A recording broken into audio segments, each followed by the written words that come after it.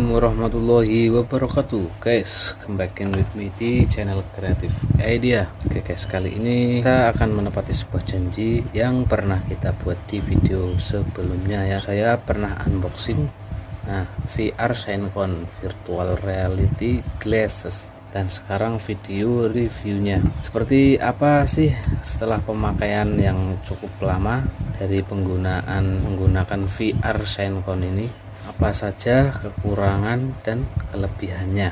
Kalian perlu tahu dulu bahwa ada banyak sekali jenis-jenis VR ya. Kita lihat dulu video-videonya.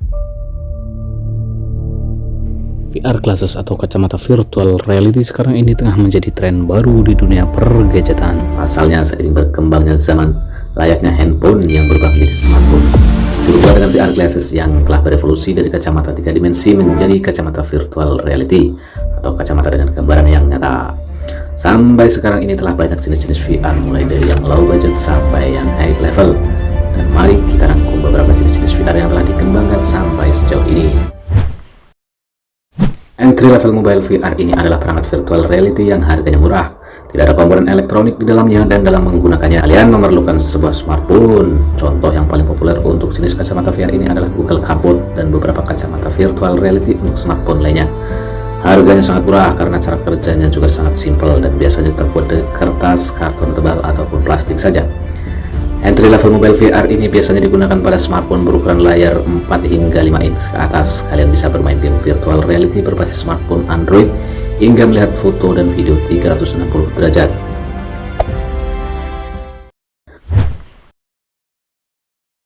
Mobile virtual reality hampir sama dengan entry level mobile VR karena keduanya menggunakan smartphone sebagai processing source-nya. Namun pada mobile virtual reality headset biasanya dilengkapi dengan komponen elektronik di dalamnya. Contoh perangkat mobile virtual reality adalah Samsung Gear VR. Harga mobile virtual reality biasanya sedikit mahal hingga sampai 1 jutaan. Mobile virtual reality biasanya dilengkapi dengan tracking sensor, built-in control, dan focus adjustment yang menambah keseruan ketika bermain game virtual reality.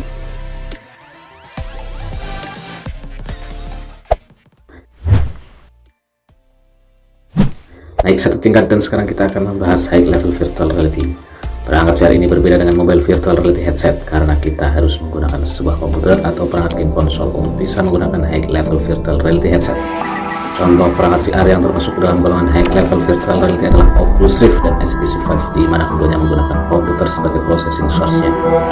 Untuk yang menggunakan perangkat game konsol, kini ada yang namanya Sony PlayStation VR, dan selain itu pada kelas high level virtual reality juga terdapat perangkat VR yang bisa digunakan melalui smartphone, komputer, dan game konsol. Contohnya Razer OS VR, harganya pun lumayan mahal ya.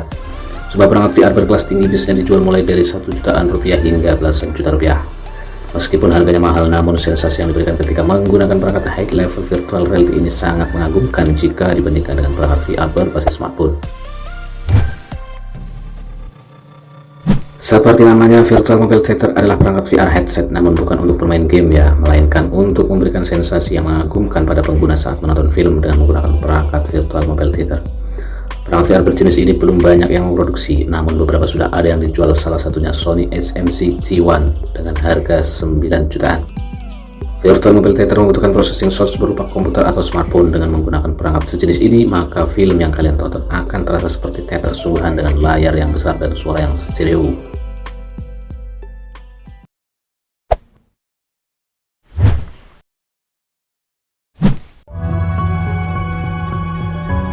Nah guys, untuk yang high level ini yaitu Microsoft HoloLens yang telah bekerja sama dengan banyak company di seluruh dunia yang ditujukan sebagai penyempurna dalam bidang pekerjaan di perusahaan tersebut. Seperti untuk training ataupun mempermudah dalam hal pekerjaan, salah satunya yaitu Philips di bidang teknologi rumah sakit atau lebih intensnya di bidang kedokteran. Dengan memakai HoloLens tersebut, para dokter atau ahli kesehatan tadi dapat dengan mudah melihat situasi dan kondisi untuk tindakan yang akan dilakukan ke depannya.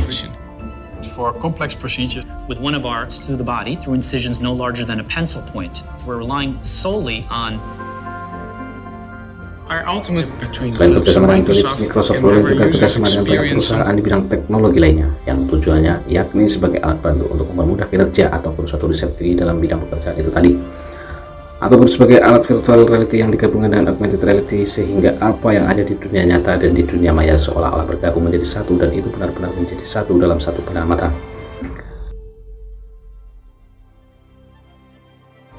That's a breakthrough.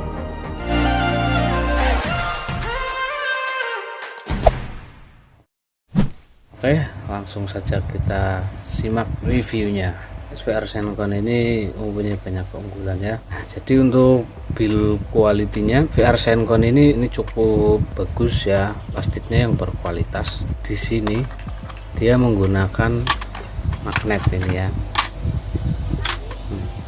Ini tuh magnet guys, perlu di setting. Oke, untuk kelebihannya sendiri VR Zencon ini, kelebihannya yang pertama itu dia menggunakan mode buka tutup seperti ini ya, tidak seperti yang merek VR Box. Kalau yang merek VR Box itu dia menggunakan slide ya guys. Jadi kalau menggunakan slide itu ya kekurangannya banyak sekali guys, sangat terpengaruh terhadap ukuran HP, rentang, rusak ya. Nah, kalau yang buka tutup seperti ini, kelebihannya walaupun tertera ya kardus itu ada bahwa kapasitas maksimumnya ini 4,7 in sampai 6 in. Ini HP bisa masuk guys, walaupun ini HP 7 in ya. Kalau kita masukkan itu ini masih bisa masuk, masih aman.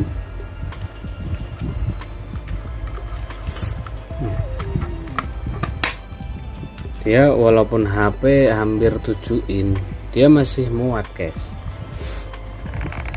Dan juga ini sudah ada case-nya ya, sudah sangat tebal ini HP-nya, sudah dilapisi dengan case yang tebal begini. HP-nya tebal, HP 6000 mah ya tebal pasti ya, tapi masih bisa muat. Itulah kelebihannya VR Zencon ya guys. Untuk volumenya ini juga bagus sekali, speakernya ya bagus, empuk didengar, jadi seolah-olah itu emang kita lagi masuk ke dalam dunia yang sesungguhnya itu. Anda bisa membayangkannya lah kalau Anda membelinya. Untuk yang komen kalau kacanya atau lensanya itu ya suka buram, kalau dia ini enggak guys ya, asalkan tidak tergores itu dia aman, jernih. Kalau yang untuk yang HP-nya yang retak ya itu sangat berpengaruh, karena kan kita itu melihat ini itu dari HP ya guys, dari layar HP. Seumpama gini contoh mudahnya, kalau di HP itu kecerahannya itu kita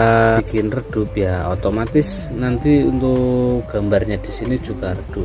Kalau sensor cahayanya itu dinaikkan ya otomatis nanti ikut naik. Nah begitu ya guys. VR ini sebenarnya VR glasses ini mirip sama VR cardboard ya, jadi dia mengandalkan fungsi dari HP. Kalau HP-nya ini belum ada sensor giroskopnya juga, dia itu kurang maksimal guys untuk penggunaan VR cardboard ini ya, karena kalau untuk bermain game itu ya nggak bisa lah, nggak berfungsi, ada yang nggak berfungsi. Jadi begitu guys. Untungnya itu kalau kalian membeli ini itu enaknya itu udah dapat speaker, build quality-nya bagus, empuk, kualitas suaranya juga bagus. Kalau saya bilang bagus, saya nggak mengada-ada, tapi ini emang bagus. Ini juga HP-nya udah rasio 7 ini, tapi masih bisa masuk ya.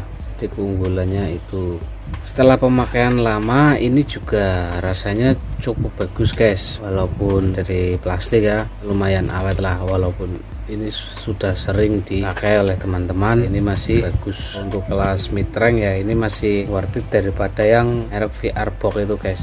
Untuk kalian yang penasaran silahkan dicoba, cari aja VR Zencon. Oke, mungkin sekian dulu guys. Kalau ada yang kurang jelas atau kurang paham, atau menurut kalian ada yang kurang, tolong komen di bawah guys. Menurut kalian saya harus mereview yang seperti apa, silahkan kalian komentar di bawah guys. Tapi ini review sementara ya seperti itu ya guys. Sekian dari saya, mohon maaf. Like kalau Anda suka, dislike kalau Anda tidak suka, share kalau menurut kalian ini bermanfaat, dan jangan lupa subscribe channel ini agar makin berkembang. Kritik dan saran kalian itu di kolom komentar sangat membantu bagi channel kami ya depannya. Terima kasih, sekian, wassalamualaikum warahmatullahi wabarakatuh.